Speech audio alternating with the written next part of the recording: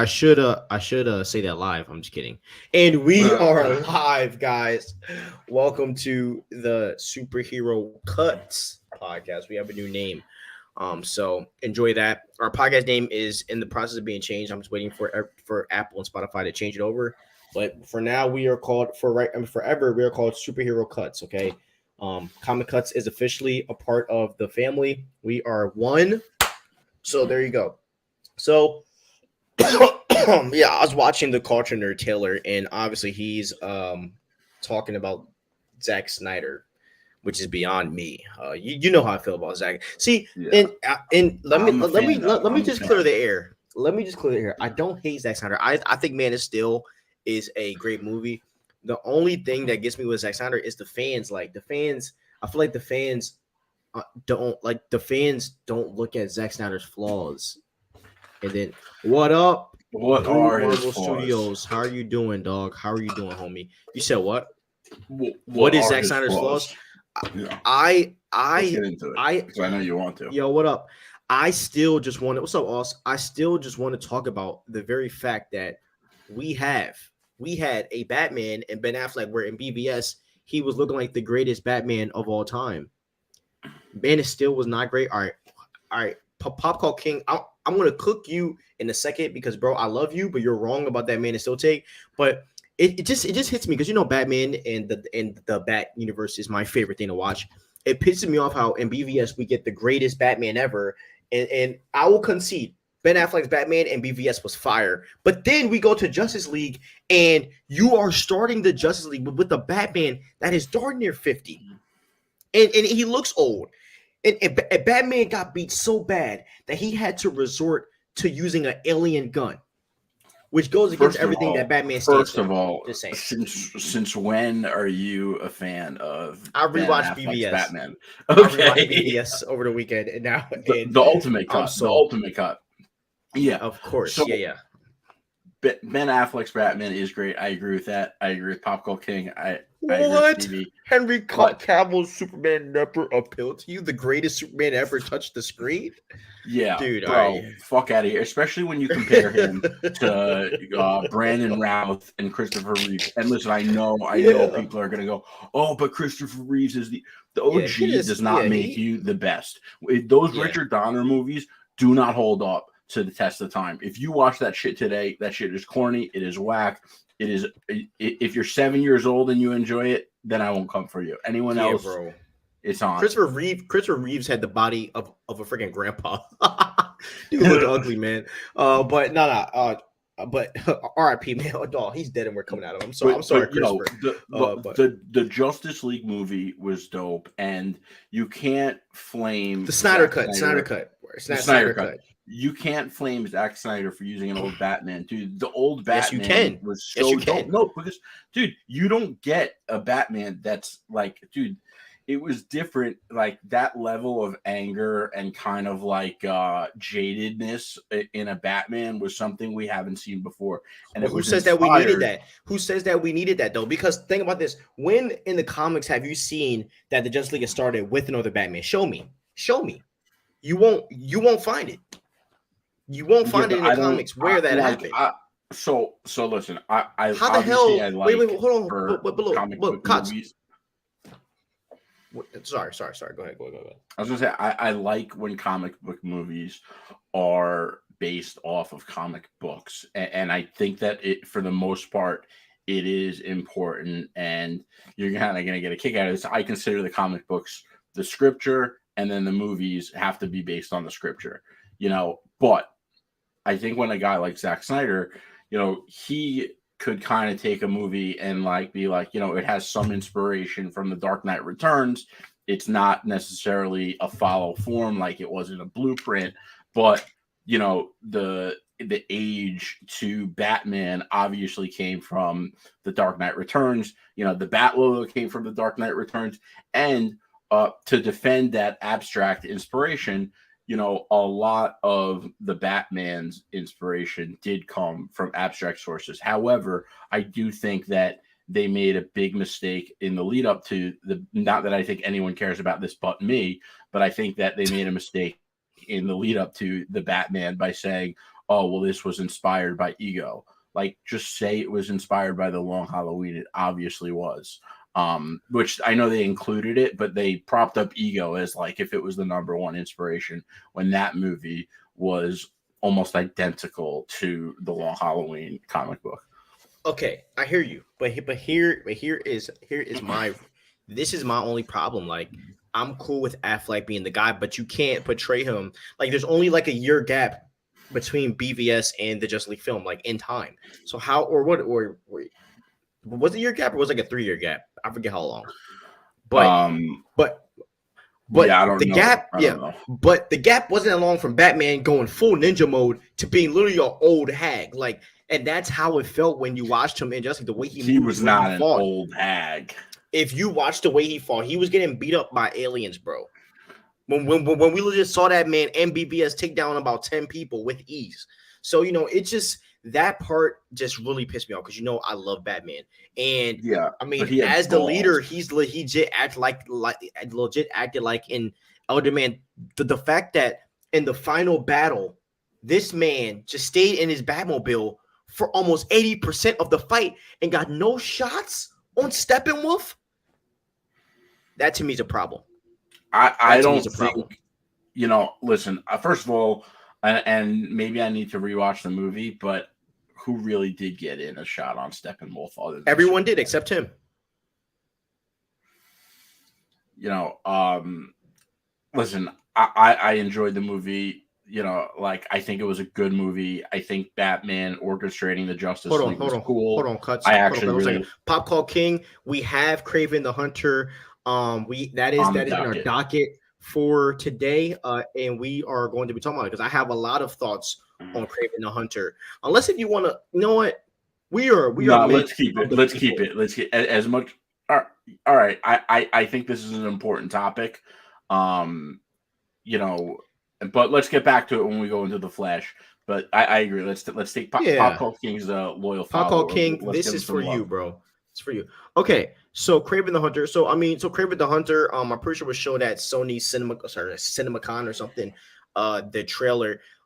So I don't think the trailer got released. Let me just. No, right? I don't think it did. There was like because someone texted me saying, "What do you think of the Kraven the Hunter trailer?" But I don't think the trailer's come out.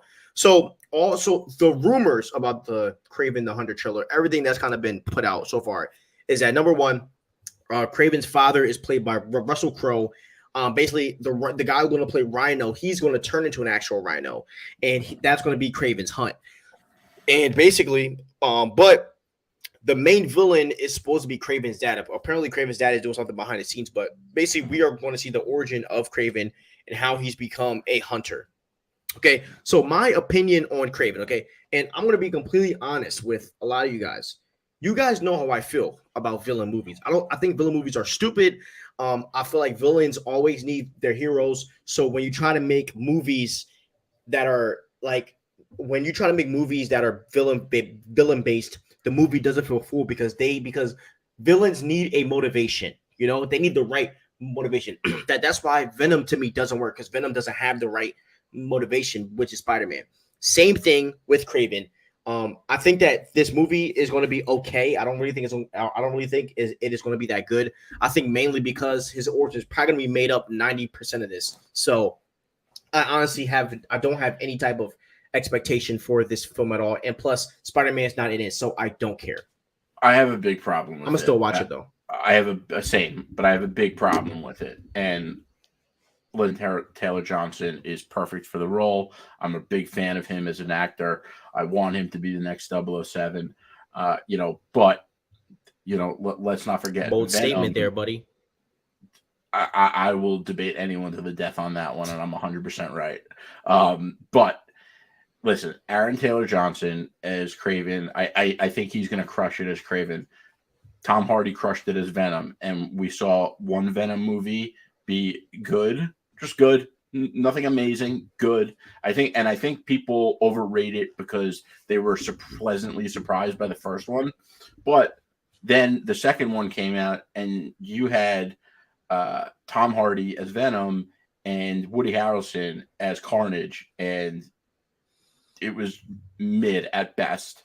So listen, I have a problem with Sony building this like Spider-Man villain universe without Spider-Man. You know, the thing that Spider-Man doesn't have compared to Batman is New York City. As big of it is in the Spider-Man universe, it's not Gotham to Batman's universe. The Gotham show works without Batman. The Spider-Man universe does not work without Spider-Man. And, I think it's selfish of Sony to be making these movies without Spider-Man, without, Marvel and the MCU, and they're trying to hold on to the rights and they're trying to make money somehow. And my big problem with it is that when Marvel and Kevin Feige wants to make the next Spider-Man movies, he's going to have to be like, what do I do? Like, Morbius sucked. Or do people want to see Jared Leto as Morbius? Do I recast Morbius? And I just think you're going to make that situation a lot more complicated for these movies that nobody really wants anyway. And maybe you would be better off if you said, hey, we're doing Spider-Man 4, Tom Holland Spider-Man, Kraven the Hunter, Aaron Taylor Johnson, but we're going to do a Kraven movie first, and bring in Kevin Feige and work together. Maybe that makes more sense. But the way they're doing it now, it seems like a massive L. It seems like a greedy cash grab, and it's going to be at us the expense of the fans because we're going to be the ones that lose out from it. And that's the bottom line. Yep. And here's the other thing, right? The other thing is that, like, you're not putting this guy in the MCU, you're putting him in the SUMC. So now for us to have this dude in a Spider-Man movie, we have to use the multiverse. And is it going to be that way for every single character that we're going to see? We already heard the rumor that freaking Mobius is going to be in Venom. So it's like, and then Mobius is going to be in Deadpool. So it's like, and then there's another rumor that the guy that plays Mordo is going to be in Venom. So it's like, are we just going to have to keep abusing the multiverse to get Spider-Man movies? And if that's the case, I don't want it. You know what I mean? If we have to keep abusing this multiversal thing to be able to get, Spider-Man to get his actual villains and characters. Like, if I am Sony, I'm putting everything into the MCU because they can double my money. Sony doesn't need to make Spider-Man content. The only thing Spider-Man that they should be focused on is animation. They could be making the best Spider-Man shows right now. Actually, Disney has those rights. But if I was them, I would put everything into the Spider-Verse. I would have made a Spider-Verse game. I would have made Spider-Verse spin-off shows all off of that movie. I would have made so much. Like, you can do so much off of the Miles Morales title alone. And to me, Sony, like, when I look at what Sony's doing, it is a lack of creativity. Because if I am Sony, right? Sony, hire us. I mean, I would take, pay me even $50,000 and I will save your company. I promise you. But and I make more than that. So just saying, I would take the L for you guys. But if I was, in Sony's shoes, I'm just making Miles Morales the Spider-Man of this universe. That's the only, like, if you put a Spider-Man in this universe, that will make things right. And you can do Miles. I'm pretty sure Andrew Garfield probably won't sign back unless if Feige's involved, to be honest, which I respect and understand. But I would be focusing on a Miles Morales character in this universe and build around that. And I believe that that's a solid enough foundation to kind of have something for the next 10 years and build off of that. But, sucks. Yeah. And, by the way, shame on Sony, shame on Marvel for not having an established animated universe. I mean, look at DC. They just put out, pound for pound, their animated movies are almost always fire. And their animated movies are better than the freaking live action ones. That's the wild part. It's fucking nuts. You don't agree? But no, I just it's painful to agree to that. Like, bro, the Justice League War and all those animated Justice League films cook every single one of them, except maybe the Snyder Cut. Like, those animated DC films, bro, them animated DC films are legit like masterpieces, and it's sad that they're cooking like we can get this Flash movie all we want. Nothing will top the animated Flashpoint film ever. Yeah. Sorry, glad you were saying. My bad. That Flashpoint was sick. You know, but you know, I don't know if you noticed at the end of the trailer, they threw up 3 comics. I think it was Flash, New 52, Flashpoint, and then there was a movie tie-in, Flash. Okay. All right, but yeah. So I mean, look. At the end of the day, with this Craven thing, we're Pop Cult King. We're going to go and watch it, bro. Honestly, but personally, I'm not really. He said the DC anime, bro. They are fire. The DC anime movies are fire.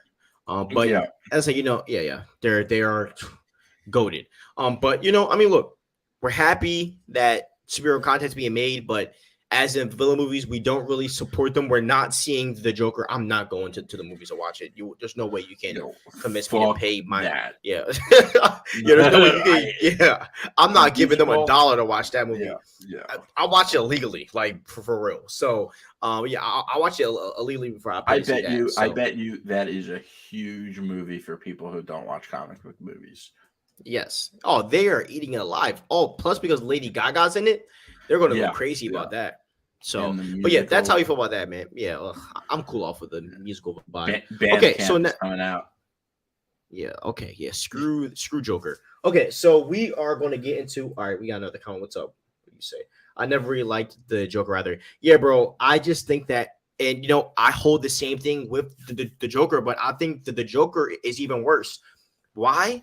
Because the Joker needs Batman. Without Batman, the Joker is just nothing. Like that. There's no other way to say it. I didn't hate that Joker movie. I thought it was cool. You didn't hate it. I hated it. But it's funny like that. A lot of people like it, and it seems to be that people don't criticize the crowd that criticizes stuff for not being comic book accurate. Seem to leave this movie alone, and that boggles my mind. I agree. And look, as I said, the Joker isn't a bad movie. I think if I'm watching it as a movie, it's great. We agree. But when I view it as a superhero fan, I get pissed off. The Venture, yo, bro, you if you want to join in and talk about the Flash, I'm going to drop the link for you, bro. I was just texting the other day. I'm gonna put that in here. So if you want to join in, my guy, that's the link below. Okay, so let's talk about the Flash movie trailer. And we have like 2 topics that we're going to talk about in regards to the Flash. One's about the Flash trailer, and the next is a really big rumor regarding the Flash. So the Flash trailer 2, the Flash 2 trailer came out this morning. I texted you about it the second it came out, and obviously we both liked it. All right, so let's talk about this whole thing. Okay, so I think that this movie is going to be amazing. It still shocks me that Ezra still has a job after all that's happened, to be honest with you guys. Shows how desperate DC is. Yes, but I'm not watching it for Ezra. As I said, I think Grant Gustin should have been the other Flash in this film. My 100%. He deserved it. Yeah, wouldn't even mind if he was the lead character with Ezra taking the back seat. But anyways, but I'm watching this for Batman. I'm watching this for Michael Keaton. I'm watching this because we are getting a different version of Ben Affleck that looks super awesome. I do like the girl, Sasha Calle, that's playing Kara Zor-El, Supergirl. She seems pretty good. I think this movie's going to be all right. And from the trailer, it just looks super action-packed. And honestly, I'm just being real with you guys. From the trailers, this is what I've gotten. And Comic Cuts, you can go in after me and tell me if you agree or not. There's not going to be much depth in this film. The depth in this movie is going to be very low. And I believe it's going to be, and I believe other than, okay, hold on. I'm not done. Wait. You might agree. I'm not done. Other than the lack of depth in this film, I think that we are going to get so much action that it's going to be okay. So I believe that the only depth that we are going to get in this movie is the stuff with Michael Keaton's Batman. And I think, just from what I've seen, I think that Ezra's going to butcher the stuff with his mom. Yeah, I do think that this trailer looked like Ezra took a more Barry Allen role than a Peter Parker role. I've criticized him in the past for being Peter Parker in a Flash suit. I don't think I got that from this That was trailer. funny. Yeah, Sorry. but I think that they are leaning heavily into, you know, Barry lost his parents and Bruce lost his parents, and they're teaming up together. So I think that it might have some depth to it, but I also could see them touching on it, making it out to be like a bigger deal in the trailer, and then when the movie comes out, it's like not even a full conversation about it. So time will tell. I don't know where I'm going to land on that in predicting it. I think it could go either way. Um, I listen. My concern is that this movie's going to come out. It's going to do really fucking well, and DC is going to turn around and say, "Well, the fans really like it. Why should we get rid of them? Let's keep Ezra Miller Yes. on for the Yes. DCU." And Yes. I'm worried that that's what's going to happen. And that's the history of DC, man. They listen to the fans, but in the worst way possible. We're gonna watch the movie because of Michael Keaton and because it's the end of the DCU, and it's gonna be hilarious when if they bring back Ezra, man, that's gonna be crazy. I would be pissed if they pull something off like that. But yeah, man, I mean, look, I think the movie's gonna be good. I have nothing against it. I just think that I just and and even when I saw Ezra in Fantastic Beasts, because as you guys know, we do have a fantasy page put out the first video yesterday about Harry Potter. I'm a massive Harry Potter universe fan, and even in Fantastic Beast, Ezra did a terrible job acting. Just like Ezra does a terrible job acting in serious roles. That's just not him. He's a very jokey kind of an actor. He plays the funny Comic card relief. very well. Yes, he plays the comic relief card very well. I hate that phrase, comic relief, as if we're so neat. We're desperate for fucking comic jokes and a comic book. Exactly. So fucking stupid. Exactly. When I think that Grant Gustin plays like the serious role of the Flash to the most perfect extent. Anyways, top for another day. But so I am very interested to see if Ezra actually tried, to take it serious. As of all the scenes in the trailer, it just seems like everything's jokey. So except some of the parts with his mom, and there's a kid acting in his place, so we might feel the emotion there. Yeah, but honestly, we'll just have to see, man. The Michael Keaton Bruce Wayne seems like a very different Bruce Wayne from the movies. I like it. He seems swaggier. And I kind of like that. I also like the monologue that he talked about in his trailer where he was basically telling Barry, I donned the cape to avenge my family, but you actually got to do it. Like, I like that. I like to hear that monologue. So, I'll be excited to see how they're going to do that. I do wish Michael Keaton was Thomas Wayne, though. I do think that would have been a dope interaction, but it's fine. I'll deal with that. So for someone who's always commenting on if they have enough size to play Batman, I'm shocked to hear you say that. I mean, look at him, bro. Who cares at this point? I mean, at this point, Michael Keaton is finna be 80, and he's going to be literally looking like prime Batman out here. He's going to have better fight combat than freaking Robert Pattinson's Batman. So we'll see. So yeah, we are all into that. Okay, so now we're going to talk about a rumor that is apparently going to be in the Flash movie. And it is that Nicolas Cage is going to cameo as Superman.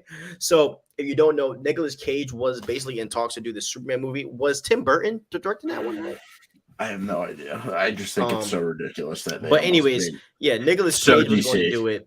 Yes, and when we put out the clip for this, I'm going to put the image of the Superman suit that Nicolas Cage was in, and it is the most clownish suit that you'll ever think of. I know you remember this suit. Yes, it's so like it legit looked like a Power Ranger. He has long hair. He had long hair, and Nicolas Cage is just not the most attractive person, so he looks great. He looks nuts. Like think of Marilyn Manson. They may as well cast Brad Pitt to play fucking Batman. Exactly. Think of Marilyn Manson, but with long hair and a Superman costume. That's basically what Nicolas Cage looked like. But why did the final Flash trailer look so CGI heavy? Yes, and that is one thing that I didn't like about the Flash suit. One of my biggest pet peeves about costumes, I am not a fan of all CGI costumes. There's only one costume that's all CGI that I love, and it is the Iron Man suit. And even to an extent, yes, and even to an extent, when they went all CGI, which was in Infinity War, I still had an issue. And that's why in Avengers Endgame they went back to not doing 100% CGI. They still gave Robert Downey his helmet and the shoulder press thing. So I am not a fan of all CGI suits. Definitely in a suit like this, I think you could have created at least the base and then put CGI over it. So I know that in the Black Panther, because I do think that Black Panther has the best like skin suit that I've ever seen on screen. And what they did with Black Panther's costume is that they basically gave him the base and they digitally painted over his suit. So when he wears the suit on screen, it looks shinier than what it might look on set. I wish they did that with the Flash costume to where they gave him a base suit to wear and then they digitally painted like the actual red that they wanted to see. So not a big fan of the all CGI suit. It just looks super bulky and it looks fake. In my opinion. Not a big fan. Yeah. But anyways, back to Nicolas Cage. Okay, so Nicolas Cage is going to be cameoing Superman. Bro, how do you and by the way, this is a rumor. How do you feel about this, my brother? I hate it so much. Listen, I think that every day goes on and I start to hate fans more and more. And this just gets me so aggravated because I think that fans demand cameo. And like you said, DC listening to fans in the worst way possible. They're like, oh, you want cameos? You know what? We once almost did a movie with Nick Cage as Superman. Let's bring him in. It's so fucking dumb. Like, if they could have at least gave us Brandon Ruth or something. Stop demanding cameos. No, fuck the cameos. There's enough. They got Michael Keaton. Leave it be. Like, that's it. We don't need any more. Yeah. I'm just saying, if I was to choose Superman, I would have did that. Remember when we got Brandon Ruth as Kingdom Come Superman in the CW crossover? Yeah. Why? I'm pretty sure he would have showed up. Yeah, of course he would have showed up. Yes, James Gunn. Yes, we do want practical suits. I will agree. I do agree. As I said, I like the all CGI suits just don't work, and we've seen them not work. Sasha Calle's suit is not CGI. When you look at the set photos, like her suit is not CGI at all. Like there are no edits on her suit. Like what you see in real life is what you see on TV. So sorry, what were you saying, bro? I'm just saying, I think the Amazing Spider-Man suit was also all practical. Blue Beetle suit is mostly practical. It is all practical. Okay.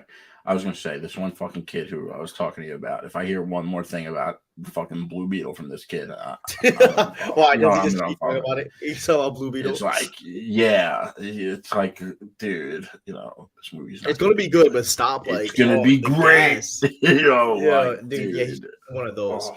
Yeah, bro. Look, guys, if we go to Thor, if we look at Thor's costume, if we look at Captain America's costume, Falcon's costume, every single one of them was not CGI. There has rarely been a full CGI suit. Even the Iron Man, like in the first Iron Man, none of his suit was CGI. It was all built. So yeah, the CGI just don't work, homie. Trust me. I am a costume guy. I studied costumes. I've made costumes before. I have so many. I cosplay. So I've seen cosplayers that look better than freaking Ezra as a Flash right now. Okay. The problem with cosplay, no offense, is oh my god, you're right. Like when I see a video of someone walking into a Comic-Con and they have a fucking badge around their neck and they're walking amongst other civilians, like that shit will never look cool.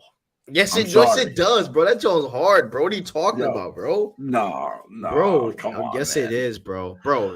My Miles Morales cosplay is something to remember. That's all I'm gonna say. I look just like the bull. I promise you, bro. The no chin strap, and that is one of my biggest pet peeves. I hate superhero suits with no chin strap. There's only one superhero that can rock the no chin strap, and that's Batman. Yeah. By the way, I think the best Flash suit was the Snyder Cut by far. Ew.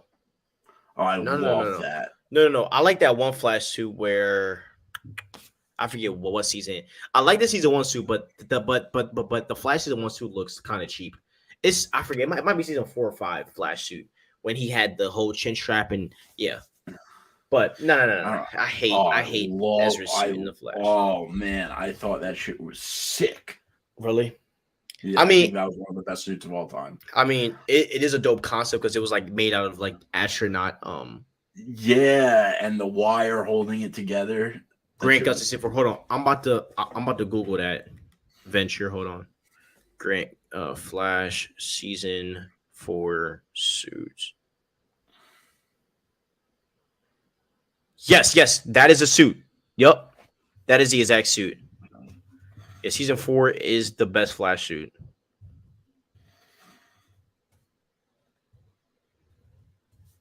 It's either that one, not comic cuts, venture, or what's the other one?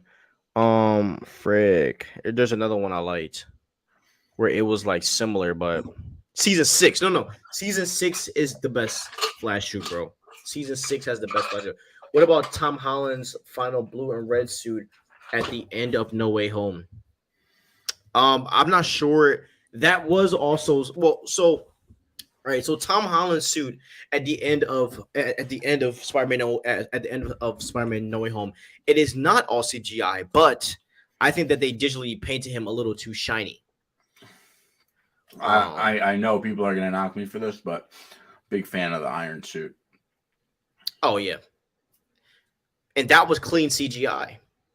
Yeah. Clean CGI. So was the Iron Man suit, which, by the way, every single time I watch Infinity War, when Tony goes up to the ship and he takes the mask off and he's on the phone cutting out with Pepper Potts, if you look at the collar on his neck, like, it's crazy to think that's CGI. That shit looks so real. Yes. And it is wild because you so funny, man. Yeah. And it is, bro, look, and it is wild because like CGI it's gonna look ridiculous. Like when you saw him suit up and his helmet closed, it looked so dumb. But then when he takes off his helmet, the detail, but it costs so much freaking money to make to do that, bro. Like, it's expensive, dude. And like, so is Nicolas Cage. I bet you the amount of money they spent to bring Nicolas Cage in for the fucking 2 seconds is he broke? Insane. Isn't he broke? Yeah, but I think I don't think he's broke anymore. But he was broke for a minute though. Yeah, because he buys the most ridiculous things. He's buying like artifacts, like, for no fucking reason.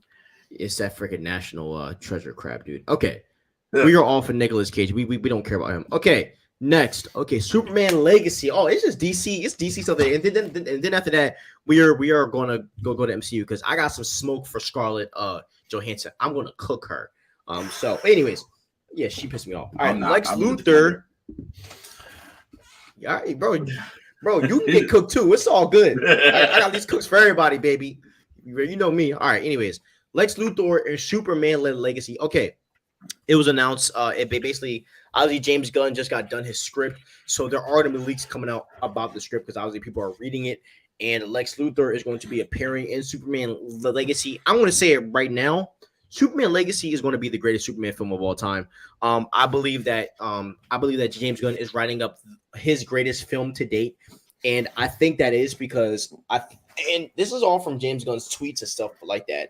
One thing about James Gunn is that James Gunn knows the comics. James Gunn studies the comics. He grew up on this stuff, and James Gunn, for some reason, knows what fans want. When I look at Guardians 1, when I look at Guardians 2, even when I look at a show like Peacemaker and Suicide Squad 2, they're all great films. Even though Matt Oler made me hate Suicide Squad, but for other reasons, we'll talk about that another day. But I think that with what James Gunn is doing with Superman, he's building something beautiful, and seeing the version of Superman that he's going after, it's going to be a breath of fresh air for us as moviegoers. I believe that he is going to take. I definitely feel like he's going to take some of the Christopher Reeve vibes, as in the tone of the movie. I think it's going to be a very bright film, if that makes sense, comic cuts. But I also think that he's going to grasp some of the because one of the things, as much as I can't stand Zack Snyder as a DC director, one of the things that he did get right, at least in Man of Steel, and in BVS, he just disregarded Superman. BVS is the worst Superman performance of all time, by the way. comic cuts. One of the things that Zack Snyder did great in Man of Steel is that we got a really keen focus on Superman trying to adapt as a human being and trying to hide his powers. Like the one time we got pushed on the gate, he got mad and squeezed and all that stuff. I think that James Gunn is really going to focus on that in this show. So, I mean, in this movie. So, I am hyped for to see who we're going to get cast as Superman and all this stuff. So, this week, I am sold on the Superman legacy film. How about you? Yeah, I listen. Like I said, I think that there is so much, hostility towards James Gunn by 5-year-olds, and because of that, and listen, I'm a big Snyder fan, but there's no doubt that the Snyder fandom is our 5-year-olds who are been throwing a fit for months, and because of that, I think James Gunn knows how much is riding on Superman legacy. Aside from being the first movie of the DCU, the hate towards him, and him writing it, that there's no way he's going to let this movie fail. And I think, listen, this guy's got the chops for it. Like, Stevie was saying, he grew up on it. He's a comic book head through and through.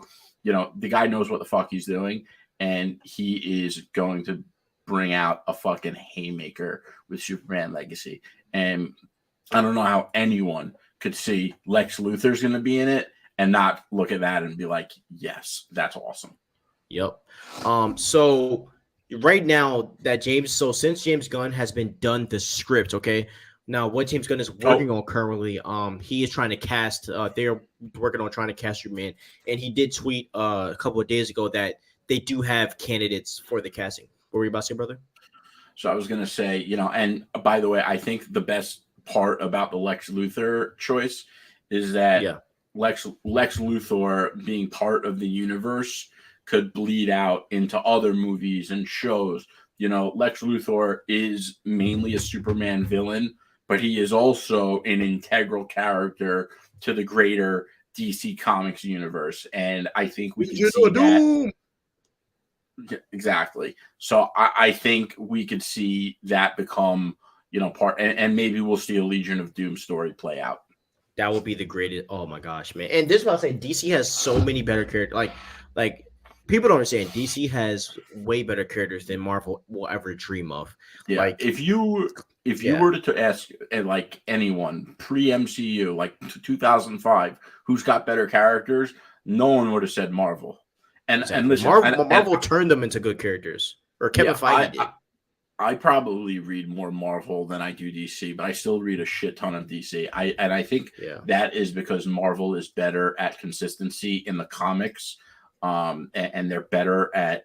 I just think they have a bigger depth of their comics. But when DC, puts out a fire run of like Batman or something, like there's nothing better. DC Batman comics to me cook every Marvel comic except the Secret War stuff, which is untouched. I mean, I don't know. There's some Spider-Man runs, like the Straczynski run, Spider-Man has Civil runs War. too. Yeah, you're right. Okay. I might be talking a little too harsh, but I do think like single solo hero Batman has the greatest comics of all time. There's no other way around it. Like, but I do think that, bro. DC struggled for a bit when they were trying. Like, don't forget, Marvel did come up with the formula for the crossover events. True. And DC tried to do that for a long time, and they failed after fail after fail. Crisis worked Crisis was like the first one that worked. Yeah, but like there were a lot of Batman crossover events that like the stories were great, but you kept having to read like these comics that were part of that crossover that you didn't really care to read. I think Marvel does a better job of including crossovers from runs that you're not reading, but when you do read it, you still enjoy it. Yeah, the same way we have to eat Agatha House of Harkness when we don't want to see. Okay, anyways, so you're so right. You're so right. Okay, I need to freaking address you, bro. All right, Marvel Studios. Okay, listen to me. I wish MCU costumes have never really been an issue. DC, I mean, I think the Ant-Man costumes were amazing. I think Kang the Conqueror's costume was freaking great. Number one. So, bro, I don't know what you're talking about, man. I think the She-Hulk costume was good, even though I hate that show. I couldn't really even stomach most of it. I think that the Daredevil and the MCU costume is good, bro. All the MCU costumes have been great. Costumes aren't the issue. By the way, I would say that much. Agatha isn't that bad. Oh, sorry. Let's address this, right? And wait, real quick. What? So I don't know if you noticed this, but the new run of the Punisher comics, they changed the logo. There's a new Punisher logo, and they did this. They did this because of political reasons, because a lot of police were wearing the skull, and it became. But like the new logo is fucking horrible. It's like a devil. Really? It looks bad. Skull. It looks awful. Yeah, and I just listen. Politics aside, I just hope they use the OG skull. That OG skull was so dope. Yeah. Listen, maybe they will, but like if they don't do that, that's a big L. Yeah, I agree. Okay, Agatha wasn't that bad. Okay, bro. And Comic Cuts is going to talk about this too. I loved Agatha and WandaVision. We thought Agatha was amazing. Okay. The issue with Agatha House of Harkness is that just because a character does good in one show doesn't mean you make a whole entire new show about another character. If these people have common sense, right, what you would do is you would make a WandaVision season 2, and you will make the plot centered around Agatha House of Harkness. If people actually knew how to work TV shows, you wouldn't make a Vision Quest season 1. You would put the Vision story inside the season, because it would give Wanda. Because there was one show that it's centered around, which was Wanda. So why would you make new shows if you're going to involve the same freaking characters? It literally makes no sense. Yeah. Listen, I'm not a WandaVision fan, so yeah, he's a hater. I hated it, and I don't want to see Agatha again. I don't want to see WandaVision again. I don't want to see Vision Quest. Just scrap it all. Yeah. It does seem like they are ripping it from. It does seem like that. Pop Cult. Are you talking about the Punisher logo? Yeah, he is. I Okay. think so. I think you might be talking about the logo for Skeleton Crew, either Skeleton Crew or one of the Mandalorian logos. I'm not sure. Interesting. I don't know. Steve, I've been telling you the MCU is slowly falling downhill. I 100% disagree with that take, bro, and you know I do. By the way, sorry, go on. Go ahead. Ant-Man Quantumania got way too much hate. That shit was a good fucking movie. And here's the problem. Another problem with the fandom. I swear to God, when this shit takes off, people are gonna just brand me as a fucking fandom hater, and they're gonna roast me all day. I swear to God, and they're gonna clip this part. But anyway, I will say Quantumania got way too much hate, and I think the problem is that the fandom has become a hive mind. I think a lot of people just see the popular opinion at the very beginning of a conversation and they fucking run with it. And, I think that's the same thing with James Gunn. How could anyone look at what James Gunn's done and hate this guy? And Quantumania wasn't a bad fucking movie. It was a good movie. It was a fun movie. And I think that that virality took advantage of the narrative right there that Venture was saying, that Marvel's going downhill, and it's like if Marvel doesn't put out a banger, it's going to get hated on. I do think that they shouldn't have introduced Kang alongside Ant-Man. I think they should have brought a more prominent character, but I think the problem there is that Marvel has already sidelined all the OG3. Obviously Iron Man died off, Cap was aged out, Thor was turned into a fucking buffoon. I just think that Ant-Man was like, okay, that's the next guy we got. Exactly. And that's what I think, bro. Like the main issue with Ant-Man is, number one, they put out a movie that wasn't finished. I think that is the worst part of it, is that we had a whole entire ending that was scrapped because for some reason Victoria Alonso, who got fired, she was not. They ended up putting the whole team on Wakanda Forever for some reason, and then ended up doing all this stuff. But and they fucking. By the way, that's another thing I hate the fandom for. Sorry, I shouldn't say I hate the fandom. Another thing that I am aggravated with the fandom for. The fandom demanded not recasting T'Challa. I think that is one of the biggest mistakes Marvel ever made. Listening to the fandom, not recasting T'Challa. And by the way, that same crowd who said don't recast T'Challa, now they won't admit they said that. Yes, you can't find that crowd today. And the fact that we did not recast T'Challa hurt Phase 4 in a very big way that people don't want to talk about. People don't want to talk about it. But as I said, the marketing. If I was Kevin Feige, I would not have put Ant-Man Quantumania out as my first film after the hard phase that I just went through.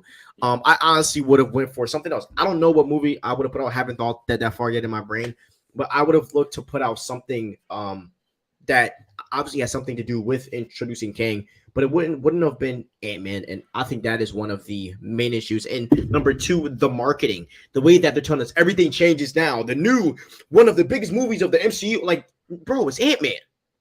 And so what happens is people come to these films with these expectations, and when you don't reach that, when you put out an unfinished film, people are going to be pissed off. So I understand why people are mad at the Ant-Man movie, but I think to say that the MCU is falling off because of that, and look, the reality is Ant-Man has yet to make profit. I'm keeping the stack with you, bro. It's a That's failure. why it's not on Disney Plus.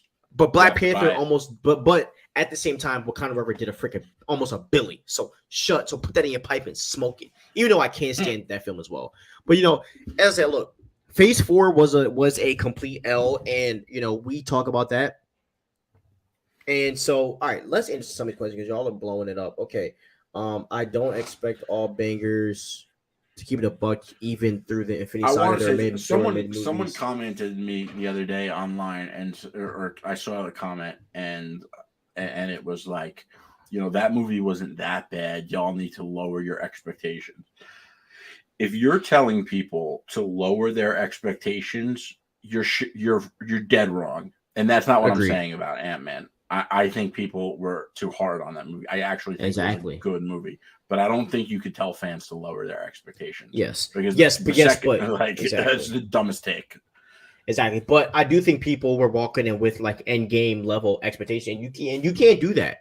You show that. Okay, so let's all right. Your comic that was like a 3-phase saga ending movie that will never be touched again. All right, so let's touch some of these comics. I mean, these comic cuts, and then we'll talk about when it pops next. Okay, so I think Marvel. All right, so Pop King said I think Marvel staying a break for a few months, and the good. Yes, I think that them taking a break is good, and I do think that Guardians is going to do good.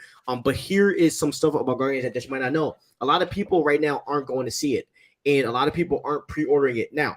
I do think that Rotten Tomatoes is going to give it a really good score. I've been reading a lot of early reviews, and a lot of people said that Guardians is super dark and is super serious. So I think that it's going to get good reviews, which is going to drive fans to buy tickets to go. But for right now, it's not really looking like. I mean, it's going to do good, but not like what Guardians 1 and 2 did right now when we're looking at the pre-sale numbers. Okay. Thoughts on what the MCU is about to do with Jonathan Majors. All right, so we talked about this last episode as well, but I'm all fine to touch on it. And Comic Cuts is going to touch on it after me as well. So in regards to Jonathan Majors, they're going to keep him. They paid that man $20 million. There's no way he ain't going anywhere. The man is innocent until proven guilty. There has to be more news that needs to come out about it. But as of right now, I think that he is going to stay as Kang. Hold up. But I don't think they paid him the $20 million yet. I think he's set to get paid $20 million for Kang Dynasty. Yes, but he's definitely started collecting because when I was reading into it, it's about all of the projects that he's in, and he's already filmed a big part of it. he's already Here's filmed the like thing, Loki though. and all these other I shows. So and I um I don't know how it works in Hollywood. It might be a little different, but I do know in like celebrity endorsement deals, they are and they have been putting like morality clause and public persona clauses in them, and they have to do with like if you are getting canceled, like because you are like outright like racist, homophobic, or whatever the case may be. And I'm not giving you my opinion one way or the other on any of this. I'm just telling you what's kind of going on from the legal perspective. These companies give themselves an out in cases like that. However, that they probably he probably has to be proven guilty for Marvel to have an out in legality because of that. And I could be wrong on the semantics of it. I'm not an attorney by any means, but I have heard of these clauses in legal contracts. And with the way of the world nowadays, I'm sure they're in every contract. Yup. And as I mean, and like all I'm gonna say is this: Flash is about to do 500 mil. So and Ezra was wilding. So Yeah, and he still has a job. By the way, Just listen, I am no Ezra supporter. I think he got it, out of it, all the heinous things we talk about, like that probably takes the cake. Yeah, he's the scum of the earth. I mean, we're just keeping on it. But the one good thing that might come from this is, like maybe cancel culture, takes a back seat when, someone braids their hair or something stupid like that. And, maybe we only roast people for like real serious crimes, like what Ezra did. So yeah, exactly. Exactly. So yeah, man. I mean, as I said, innocent until proven guilty. That's how I feel. But I think either way, I mean, if he's guilty, homie's going to jail, so they're going to have to come up. But I did hear a rumor that Tilda Swinton is apparently going to. She might be playing the role that He Who Remains was going to play in Avengers Secret Wars. So I do think that they are trying to put some people in place to maybe move it away, but I don't necessarily think that they're going to just revert from Jonathan Majors when they made him like the center at this point. In my opinion, listen, you either keep Jonathan Majors as Kang or you recast him. Like, do what you got to do. I want a Kang the Conqueror story. I'm a big fan of Kang. I'm invested in a Kang story. I want a Kang story. I don't want Tilda Swinton coming in and mitigating the Kang story because Disney doesn't feel good about putting Jonathan Majors. Yeah. Forward. By the way, if she you're going to do that, the ancient one. I think it would fit, honestly, bro. I think it would fit, but you would have to introduce her in Doctor Strange 3. Like, I wouldn't just want to see her pop up in the ancient one does not hold up a candle to fucking Kang. Yes, but actually, I don't want to see her because we already saw her play that role in Avengers Endgame. So now I'm good. Yeah. And like, dude, Kang the Conqueror, like, come on. I mean, there's come on, Kang the fucking Conqueror, like, yeah, dude. Exactly. All right, let's go down these other questions. By the way, man, Doctor Strange. Speaking of Doctor Strange, too, the marketing was. By the way, me and Comic Cuts disagree. I love Doctor Strange in the Multiverse of Madness, but man, when are we gonna make this dude the Sorcerer Supreme? Just saying, man. Yeah. I did not like Doctor Strange too, and listen, I don't think they should have done. I don't think America Chavez should have been in the movie. Oh, here we go. But I agree. Well, you want to give her her own movie, fine. But I'm not against America Chavez not being not. I am not against her. I'm not against her. I'm not against her. But I wanted to see a Doctor Strange movie. I just don't like that they made Wanda. I don't think Wanda should have been the villain. Yeah.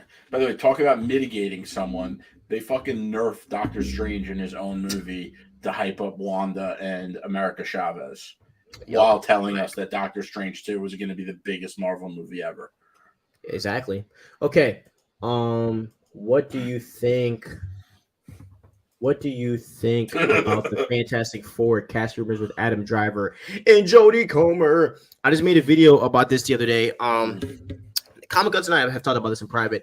I wanted Adam Driver to be Doctor Doom, but if he's Reed Richards, totally fine with me. Adam Driver is a fantastic actor. He could play any male role in the Fantastic Four other than the Human Torch, obviously. But he's just that great of an actor. So Yeah. I think that he's good. I think Jodie Comer will be a good addition to play Sue Storm. I think mostly because her. So if you don't know, Jodie Comer and Adam Driver did a movie called The Last Duel. If you want to watch that, it's on HBO Max. A really good movie. But they have built chemistry from being on that film, and also Jodie Comer also apparently has a deal with Disney on the low. So if that happens, wouldn't be shocked if she could get signed just because of that. But yeah, and plus I think her and Adam Driver have good chemistry already. So why not do it? There's another one. I think you told me about it. Mila Kunis, whatever. Isn't that Ashton Kutcher's wife? She's also she's also Mila Kunis. She's also in rumored to play it. But I like Jodie Comer a little better. I like both of them. I think both would be great. You know, I also think, you know, Mila Kunis is a bigger name and would bring in a lot more in terms of tickets. I don't think Marvel thinks about their casting choices that way, though. You know, and I think Jodie Comer is a huge up and comer, and you know, I think people really only know her name right now based on the Fantastic Four rumors. But I saw that movie that she came out with Ryan Reynolds called Free Guy. She was good movie. Amazing in that movie. It's the only thing I've seen her in, and I'm 100% behind her for Sue Storm. But the one thing I will say no one's talking about, and I think all of the Fantastic Four castings hold a lot of weight. I think that's one thing that's really unique about the Fantastic Four is it's like a, you know, kind of a variety of types of, you have a real mixed bag of personalities there, and each one of them hold a lot of significance in terms of the chemistry. And I think the chemistry is the big piece when you think about the casting. You know, like if you have three of them chosen and then the fourth doesn't mesh with the other three, you can't use that fourth, whoever that may be. But the other thing I want to say that no one's talking about yet, which is crazy to me, is who's going to play Ben Grimm. You know, I think Ben Grimm is such a sleeper character right now because nobody is fan casting him. And, you know, Ben Grimm he's the depth of the Fantastic Four. When a Fantastic Four comic story wants depth, they lean on Ben Grimm. So for Fantastic Four to, you know, really be driven home, you're going to need a serious actor for Ben Grimm, who also could be funny. I'm not going to use the phrase comic relief anymore. I'm going to try to get that out of my vocabulary because it sounds fucking whack. But you get what I'm saying. Yeah, dude, I 100% agree. 100% agree, man. Can't wait. And apparently, I'm expecting to get an announcement at Comic-Con about who our cast is going to be. Okay, why have they been taking so long with the casting? So they could delay it. I will get to that in a second. Okay. There is evidence suggesting that Kruger. Oh no, that's about. Yeah, Kruger. Yeah, so I saw that there's an alien using magic in Guardians 3. Here is my theory, though, because you know I'm a theory guy, and I'm working on a video to talk about this. This is all I'll say. Shang-Chi. That's all I'm gonna say. It's Shang-Chi. Shang-Chi. When we go to Shang-Chi in that last final battle, they are in a land that is not bound to time or space. And somehow we get alien dragons. The alien dragons come from a certain planet where they possess magic. I don't think that this is Doctor Strange magic. That's all I'll say. I do believe that there is another alien force out there that has magic and it's linking with Shang-Chi and all the dragons and all this stuff somehow. And Thor touches on it, you know, because Thor says that, like, you know, we like Shang-Chi and Guardians. No. Okay. Let me just let me like clear this up if I'm confusing you a bit. In Shang-Chi, right? In the last fight scene, we see that there was a dragon, right? That dragon possessed magic, space magic. Thor possesses space magic. Okay, Doctor Strange does not have space magic. Okay, Doctor Strange, it's a different type of magic. So, in space magic, it's its own thing. So, and all I'm saying is that Shang-Chi, when you look at these dragons, when you look at Thor, when you look at other characters like that, it's magic, just not what you think it is. And I'm giving very little details because I'm making a whole video on it, diving deep into space magic. But when you think of space magic, think of like the Living Tribunal. Think of those type of powerful people. So yes, space magic is more like technology. I would even go as far to say is that the Niga bands, and don't bid on me, I'm not saying the N-word, okay? Because people on TikTok be freaking trolling me. The Niga bands, whatever, that is space magic, So they have a problem with you saying it? No, I just get roasted for it, and I'm like a pastor, so I don't want to get, I want people to think I'm saying the N-word, Okay. Yeah. Doctor Strange 2 was whack. You a hater, Venture. Doctor Strange 2 was hard. Stop hating me. I'm with you, Venture. Yeah, y'all haters. Needed to build from Spider-Man No Way Home, and they totally dropped the ball. 100% disagree on that take. Terrible take. I 100% agree with that. Me and what? Venture are on the same page. Yeah. But look, they already did, right? No. They should have built that. No. Wait. Multiverse, not so much madness. Okay. Screw you guys. All right, the Flash reviews are releasing in an hour, I guess. Okay, we're gonna have to take a look at those. How are Flash reviews releasing in an hour? The movie is not coming out for another 2 months. Yeah, but they were doing showings today, apparently. I know they were doing showings this week, apparently. So. Oh wow. Why have they been taking so long with the casting? They would take us along with the casting because they wanted to delay the movie anyway. Yeah. So Shackman literally just got done writing the Fantastic Four script not too long ago, and the way that Marvel is like. I'm happy that they're writing the script before they cast the people. I think that as a studio, it is terrible when you cast the people before writing, in my opinion. So I'm happy that they're, but I'm keeping it a G, bro. I think these people have been casted for a minute. They're like the news is just releasing I was now. thinking that too. Yeah. Another issue I've had with the MCU, but this is personal preference. Why are they taking so long? Okay, comic cuts. This is you. Because once they bring the X-Men in, the X-Men are going to take over everything, and there's no avoiding it. You can't bring in the X-Men and have them be a small part of the universe. Once the X-Men come in, the conflict is all going to be about America living amongst mutants. Are we comfortable living amongst mutants? And then it's going to be about Charles Xavier and what he wants to do versus what Magneto wants to do. And then it's going to have to do, with Wolverine and Jean Grey and Cyclops. So like there's too many of them, and too many of them hold so much weight in their story and their personal character. I think that once the X-Men come in, you're going to see the Avengers take a major backseat. I think the X-Men are going to come in. You won't see an Avengers movie for maybe 5 to 7 years. Maybe 10. I won't lie. The X-Men are going to eat up. They're going to eat up the whole entire MCU and the Fantastic. The Fantastic Four and like you got to think about it like this. There's a reason why James Gunn isn't releasing the Batman movie so early, because the second he introduces the Bat family, that's what it's all going to be about, because there are heavy hitters in the X-Men and the Fantastic Four. I will even go as far to say the X-Men and the Fantastic Four before the MCU were bigger than the Avengers. 100%. The Avengers weren't popular. But the other thing I want to say is, and the other thing that I think about the X-Men arc and saga that's going to obviously happen is, I think they're probably going to start with some Chris Claremont. You don't do the X-Men without the OG Chris Claremont stories.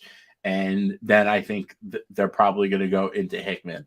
So I think there's going to be, one or two phases that are very Chris Claremont heavy, and then you're going to see Hickman and maybe even Krakoa. So that'll be, there's so much time and history. And by the way, like, I think X-Men, of any Marvel franchise out there, I think X-Men has been the most consistent, always putting out fire, and it's so expansive. I mean, every time you go to a comic store, when you look at the new release shelf, X-Men is like at least half of that. It's insane. X-Men is the only franchise that didn't need the MCU. And I'm just keeping it 100. That's the only Marvel franchise that doesn't need the MCU to actually survive. Like, the ideas that come in our minds. Exactly. It's facts. If I was in control of Fox, they are dumb to sell those characters. Oh my god, I would have created the craziest universe out of that. Anyways, you know what's crazy? They did a great job with X-Men. They did a great job with X-Men. Listen, the movies might not hold up. So I shouldn't say some of them don't hold up as well as the others against everything else coming out today. But when those movies did come out, two good movies. They have two good movies, bro. When those movies came out, or three good movies: X1, X2, and Days of Future Past. But I saw every single one of those movies in theaters, and when they came out, everyone was talking about them. Yes, but now they're watching it in retrospect, and you're actually looking at the content and like the validity. It's garbage. The only good ones is X1, X2, and The Last Stand was garbage. You never give credit where it's due with this, and I'll tell you why. Oh my god! I'll tell you why. Because you don't see that, like, exactly those movies served a purpose. It doesn't matter about the purpose, bro. It does. I don't care about that. I don't care. It's like looking. Bro. They put Scott Summers in the backseat, bro. And Scott Summers is the leader of the freaking X-Men. How do you backseat Scott Summers? That's like looking at. Bro, that's like looking at an iPhone 14 and not respecting the one that came before it, and looking at the iPhone 1 and being like, this shit don't hold up against the 14. Bro, they made of course it doesn't. But you can't have the 14 without the 1. Because they made Cyclops a douchebag who was after Jean Grey's love when there was so much more to Cyclops. Cyclops is the leader of the X-Men, bro. And when you try to make Wolverine the leader of the X-Men with no death, it kind of sucks. And then they try to give him death and make X-Men Wolverine, which freaking failed. And yes, Days of Future Past is fire. That Days of Future Past is in my top 5 superhero films of all time, by the way. What about First Class? First Class is in my top 10 favorite superhero films of all time. Oh, I forgot. Sorry, First Class. So there are 4 good ones. X1. All right. Since you say X1's fire, I mean trash. I can see your point. I didn't say X1's trash. I didn't say X1's trash. No. Now you pop Cold King. So I would say the best X-Men I want to films. Ask Pop Cold King, if you don't mind me asking, how old are you? The best X-Men films. I bet you. I may ask because I think he's the same as you, Stevie, in age. Yeah, but I think that the first X-Men is amazing. Movies, the first X-Men was amazing. I remember seeing X-Men. X2 was fire, but Last Stand is terrible. And as I said, Days of Future Past is fire. X-Men First Class is fire. You don't have to answer if you don't want pop culture. Yeah. Okay, so yeah, bro, and like I get it, but here's the logic that I'm going to put you with, and this is going to E through you. You ready? This is the ether. If you want to tell me, my G, that the X-Men, because of what they did for superhero films so good, then yo behind will have to say the same for the Superman with Christopher Reeves. Because you just said the Christopher Reeves movies don't matter. So you can't go against your own word. You can't go against your word. Those came out in the 70s. Bro, it doesn't matter, bro. It doesn't matter. They still don't hold that well, man. Like, bro, bad. And let's not forget, my brother, right? If you remember, the reason why X-Men Last Stand was so garbage was because the whole entire team left after X2 to go make Superman Returns, which was garbage. And so basically Fox, off of a whim, had to hire a random new writers and random directors to go and make X-Men The Last Stand, which was complete trash. And that's what killed the Fox universe right there. The whole team that made the masterpieces left. And Yeah, until but then they X-Men did the First fucking Class and Days of Future prequels. Past. Yeah, First Class is fire. I mean, First Class might be the best. No, Days of Future Past is the best X-Men film, but First Class was fire. I disagree. I think First Class was the best one. Okay. I mean, hey, I'm totally fine with that. Okay. Let's see where we at in comments, and then we're gonna hit these topics. Okay. Free guy, yeah, X-Men, wait until. Okay, let's see. Yes, X-Men should wait until the entire Battle Royale stuff. I wouldn't mind X-Men crossovers. Yeah, so that's what it's looking like. Definitely after Deadpool, we're going to be getting the X-Men. I have a theory about the X-Men that I really want to talk about it, but I know it's going to spiral us into like another 30-minute conversation. I'll just tell you, and then we'll just comment on it, and then we'll just move on to the next comment. My theory is that Mobius is in these films because he is recruiting all of the villains. Like, he is recruiting Venom, and I also think he could possibly be trying to recruit the X-Men and Deadpool. And I think Mobius is playing as a pawn because when the multiverse wars start, I think this will be his team. It will be the Fox X-Men, the Fox Fantastic Four, Venom, and a few other characters. And I think that's how the Avengers are going to lose. I think it's kind of out of character for him, but I'd like to see it. I'm a big fan of Mobius and Owen Wilson. Will be awesome. Okay. The movies were too Wolverine heavy. I agree. They focused too much on Wolverine, and it was because Hugh Jackman was a fan favorite. And I get it, but you can't make the plot all about this one man. And Jean Grey was just super weird, dude. And then you forced a Wolverine and Jean Grey relationship when it was like, bro, that felt mad forced. Okay, y'all, I can't wait till we do these. What you say, bro? I think Logan was overrated. I agree as well. I think Logan was mid, but nobody wants to talk. And I really think that Wolverine 2 sucks. Oh man, just wait till we do these X-Men rewatches, bro. Oh, it's gonna be so fun. Days of Future Past was fire, no lie. First X-Men was garbage. Disagree, but I see your point. I grew up with the X-Men, so did we. We love X-Men. 2000s kid, awesome, bro. So I was born in 1999, and Comic Cuts was born. What 90. year were you born? 90. 1990. Damn, so you're I turn 24 next week. Bro, my birthday's next Sunday. It's crazy. Yeah. Superman Returns. I didn't even know what that movie was until 10 years later. Yeah, and don't you regret watching that garbage? No, Logan, Wolverine were great. Agreed to disagree. Oh wow. Okay, do you want to talk about Galactus? What did you say? I'm trying to go back. Oh, you're waiting on a Galactus story. Okay, so I mean, so there's a rumor, okay, and we are getting a don't you know how we got the Werewolf by Night special? That we're getting Silver Surfer. Yes, and Galactus gonna be in that. Or the other rumor is that that Galactus is in the Fantastic Four movie, which I think is probably going to happen, mostly because we're not going to be getting a traditional origin story. We might even be getting a look into Reed as a father in Sue Storm. So that's that. May season, yes, sir. I want to see, and I don't know if they're going to be able to do this in the first one, but I want to see the Reed Richards that's a workaholic, a little bit neglectful of his family, maybe some Council of Reed action. The one, as much as I love Silver Surfer, and I would love a Silver Surfer presentation, I think they need to do things differently than they did in the past Fantastic Four movies, and I kind of question introducing Silver Surfer before Galactus. Yeah, I think Galactus would be in the project. Okay, I think he would. Okay, so these are gonna be quick, I guess, because I mean these aren't really great topics. How Gwyneth Paltrow can return back to the MCU? I wish, honestly, I never wanted the Ironheart at this moment. I wish that, but that's how you do it. Yeah. That is how you do it. But I wanted Tony Stark's daughter to be the next thing. Definitely when we got that deleted scene with the girl that played Hannah Baker in I forget her name in 13 Reasons Why. She was supposed to be Tony Stark's daughter. She's in a show I watched on Netflix a long time ago called Cursed. She's a really great actress. But I think she'll return. Okay, ScarJo. Well, I'm sorry, bro. How do you feel about Gwyneth Paltrow returning? I mean, I don't think either of us are like against her coming back. Yeah, no problem with it.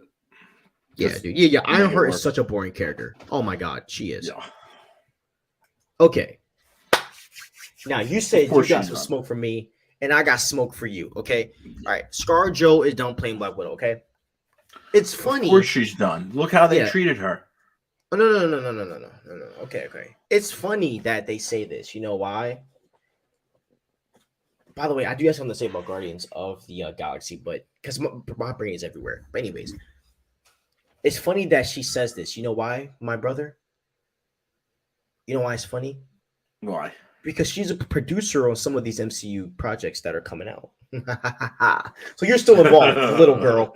You're still involved, okay? And number two, out of all the Avengers, you were the most replaceable. Just keep it in the honey. My sister randomly just met Scarlett Johansson at a coffee shop the other day. Oh, she's so beautiful. I wish I could meet Yeah. her, and I would tell her that she is replaceable. She's the most replaceable Avenger. Number one. The second one is obviously Hawkeye. I like. It's a shame, but Jeremy Renner could be. It's replaceable. Dude, Mark Ruffalo is number one on that list. That is true. All right, okay. Mark Ruffalo is the number one, but ScarJo is number two.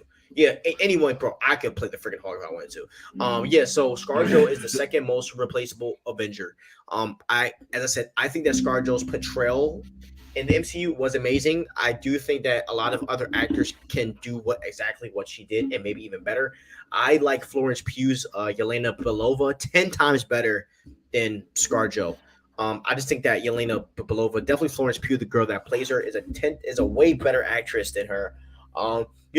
To me, after the Winter Soldier, it just seemed like Black Widow played the same role in every movie and was the same as that character. So after a while, I mean, like Civil War, I mean, she was good, but like it wasn't like she was like the greatest thing since like sliced bread. And thank you, you agree 100%. She was she's great. I disagree. She was great in Winter Soldier. She was great in Civil War, and you know what she was great in? Black Widow. That movie gets way too much hate. Black Widow is a great movie, but and Guardians of the Galaxy might get the same smoke because Guardians of the Galaxy should have came out. And let's keep it real. Why the hell did Guardians of the Galaxy not come out in Phase 4? Makes no sense. This movie, this should be a Phase 4 movie. If Guardians of the Galaxy should have started Phase 4, if we're being 100. Total BS. But anyway, sorry, topic for another day. But yeah, I think that ScarJo, like as I said, in Iron Man 2. In Iron Man, in Iron Man 2, great in Iron Man 2. Movies, yes, and Avengers Age of Ultron. But I just think the person thing after the Winter Soldier, she just didn't have any more character growth until Endgame, when we actually saw her open up. But at that point, it was too late because Shorty's about to die. That's just how I felt. Like you know what I mean? It's like she got this massive boost in character growth in Endgame, but the massive growth was for like what, 2 hours. And then she just dies. Yeah, Black Widow. You're not wrong, Venture. Good, but what would have been better? And I agree. Black Widow should have came out right after. It should have came out right after Civil War. They're idiots. Like Kevin Feige. What are you doing? But you know what they did? They wanted to make her happy. And Kevin Feige, let me just tell you this: you can't make everyone happy, bro. Can't make everyone happy. Okay. And the last topic of the night: Scarlet Witch and Deadpool. Okay, so here's the rumor. I'm pretty sure you've heard this already, Comic Cuts, I guess, because me and you run in the same circles. By the way, I got to talk to MT. Don't you know MCU Center on Instagram? Yeah, I unfollowed him. Why? Oh, dude, he was like, I forget what he was going off of. Oh, he was like, him and I had a really good combo the other day. Really? Mm-hmm. But I don't know if I should go there, but I actually invited him onto our podcast. Oh, okay. I unfollowed him because he was freaking out about what was it? The disliking of what trailer? What trailer was everyone disliking? Oh, Miss Marvel or the Marvels? Yeah. And listen, I'm excited for that movie, but I hear the people that aren't. Like, I get why they're not happy about that movie and some of the direction of the MCU. And I'll leave it at that. True. I'll say this. I wanted Taskmaster in Spider-Man. That's just my opinion.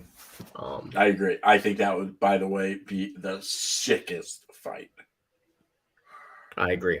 Yeah, and even who Taskmaster was in the horror, it was just terrible. But by the way, he doesn't read comics, that kid. Who? MCU Center. Really? Yeah. Yeah, so I use him for a lot of my so like I'm too lazy to go and look at like the freaking Marvel trailers like bit by bit. So I just use his content to just break everything down for me. Okay. Yeah, but anyways, the Marvel is bound to be made. Oh, what? The Marvels are gonna be fire, bro. You hate him. You Yeah, hating on that that. movie's gonna be fire. Yeah, it's gonna be hard. Anyways, I agree, man. Black Widow is a pretty wasted movie. Okay, so now let me tell you guys about the Scarlet Witch and Deadpool rumor that's been going around. I want you, comic cuts, and the listeners, tell me what you guys think. But you probably know, but as I said, me and you run around the same circles. So Yeah. the rumor for everyone listening is this: the rumor is that Deadpool is going to be either getting chased by the Okay, so there are two different plot rumors. Okay, the first one is that basically Mobius and the TVA will be chasing after Deadpool because he used Cable's time machine and basically change a bunch of crap. So they're trying to prune him and kill him and take him in, do what they did with Loki. So he's going to be on the run. He picks up Wolverine and, and the X-Men Fantastic Four, and they all fight against the TVA. That's plot one. Plot two, Mobius recruits Deadpool because what happened is Magneto and Scarlet Witch and etc. They created the House of M storyline in another separate universe. And what's happening is the TVA keeps trying to come in to prune the universe, but Magneto and Scarlet Witch and the X-Men and everyone keeps killing the TVA. So Owen Wilson recruits Deadpool, Colossus, Wolverine, and other characters to go and fight against Wanda and Magneto. And the rumor is that we are going, and the rumor is that it is Wanda, like what's her name? Elizabeth Olsen's Wanda with Fassbender and Ian McKellen. Dude, that would be crazy. And both Professor X's. And a variant of Wolverine. So and they said they said we're going to see the most powerful versions of the character. So I like the second one the most because if I get to see Fassbender and Ian McKellen next to each other, and as much as I hate the cameos, that's fire. Yeah, that will be super fire. And what better person, right, to do a TVA storyline with other than Deadpool? But I want to say something else about the cameos because I don't think people really understand how bad this is for. I disagree with comic cuts on this, by the way, so you guys know. When the cameos started coming around? When people started complaining about the MCU going downhill. It's a direct relationship. I don't think cameos. Oh yes. Yes, sir. Venture, love you, bro. You know I love you, man, and you're always welcome to come on the show, always. But yeah, man, I think cameos are great for the superhero fandom. I think that they are needed because we have so much history, and I think it's a good way to honor the history, but also it expands just the universe. I don't understand your problem with expanding the universe, but it's not breaking continuity. But it's not expanding the universe because they're really there for a moment and then it's over. Exactly. That's fine. Because I mean, that's fine because then you're not trying to build on what they've already done. Like Michael Keaton's going to do this and he's done, bro. And that's fine because I don't want them as much as I hate Michael Keaton's Batman. Or the movies, at least, not him as a Batman, but the movies. I wouldn't want them to touch what he's done before, and I don't see an issue with that, bro. I do. I think they're focusing too much on cameos and not on the story and making the story work. And they're really. But I believe that you can make a good story work. But bro, I believe you can make a good story work, bro, and still have good cameos, right? I do too, but I think most of the time that's not what happens. True. I think it worked in No Way Home, and I don't know of another instance where it did. I will also say the projects that they needed cameos in, they didn't. Like WandaVision should have had a Magneto cameo somewhere. Yeah. Did you like the scene in WandaVision where they talked about her origin? That was fire. When she was in the freaking lab. Don't worry, I can't wait for that rewatch. Oh, dude, you're gonna stomach that one. I feel like those first 3 episodes pissed you off because they were all black and white. I know you were heated. No, I actually didn't mind it that much then, But once I started, what really started to piss me off was when each episode ended with the same question and they never really answered anything. And I was just like, okay, this is kind of silly. And like, then by the time it was at like Modern Family, I was like, okay, this is fucking whack. I feel you, bro. I feel you. Yeah. Bad. Well, all right, guys, we're going to end it here. We've been only here for almost an hour 30. So we thank you guys so much. Obviously, we're not touching on the Avengers because that's going to be a actually kind of long episode because we love, like, so on our road to the MCU series, when we talk about the Avengers films, those are going to be like really long episodes because we have a lot to say about the Avengers movies. So we're probably going to record that next week. And obviously next week we're prepping for Guardians of the Galaxy. So we might have to put Avengers down and rewatch both Guardians of the Galaxies and talk about that. So we'll see what we're going to do because next week is Guardians week. So we're going to be talking all things Guardians of the Galaxy and any other news that's going on. So thank you guys so much for recording. You guys killed the chat today. It was so awesome just having you guys like just constantly comment in the chat. And this was dope. Like, more of that. Yeah, like please. This is honestly like probably my favorite stream that we've had so far. 100%. Where like 100%. Like there's nothing better. Like even though we have a schedule, we will literally stop what we're doing to chop it up with you guys because that's that's why we made this, man. We are doing this to build a community, and we thank you guys for being with us. So, but by the way, look out for comic. Of course, man. Yeah, Comic Cuts. I love you, bro. But look out for, of course, man. Look out for Comic Cuts video. He's crapping on Mr. Freeze. So make sure you watch that. And if you want Mr. Freeze to be the villain in part 2, you're gonna want to listen to this. Exactly. He got. And now I say I got smoke. He got smoke from Mr. Freeze. Yeah. He's gonna. And if you want to comment, you're gonna get cooked. That's all I'm gonna say. So thank you guys so much for watching. Have a wonderful day. Please like, subscribe, ring the notification bell. Peace out. Peace.